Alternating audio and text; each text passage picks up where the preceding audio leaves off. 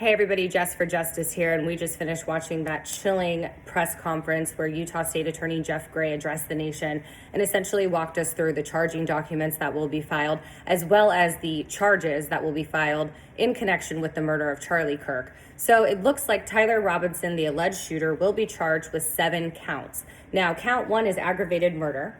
Understand that the threshold for aggravated murder is higher than murder 1 and murder 2.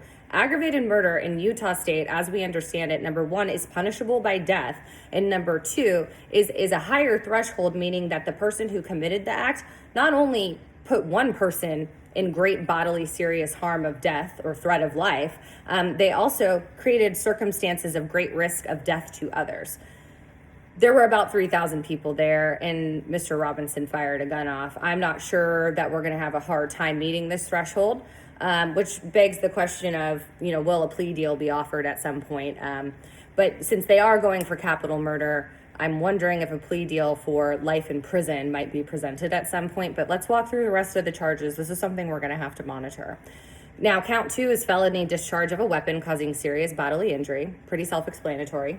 Counts 3 and 4 are obstruction of justice, and it has to do with the destruction of the rifle as well as the clothes that Tyler was allegedly wearing at the time that he had committed the crime.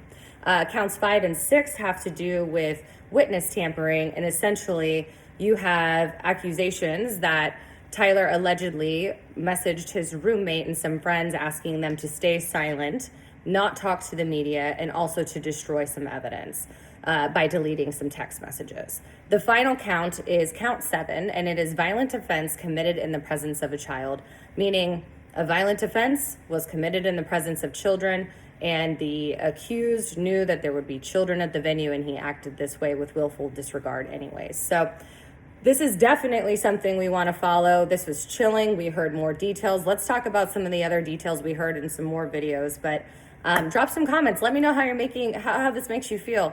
I feel that this is just. This happened. He killed someone. They've got evidence. If Utah allows for the death penalty, the crime certainly matches the charges here. So I'm not seeing anything that feels very unjust or unfair given the circumstances, but drop some comments. Let me know what you think. Like and subscribe for more.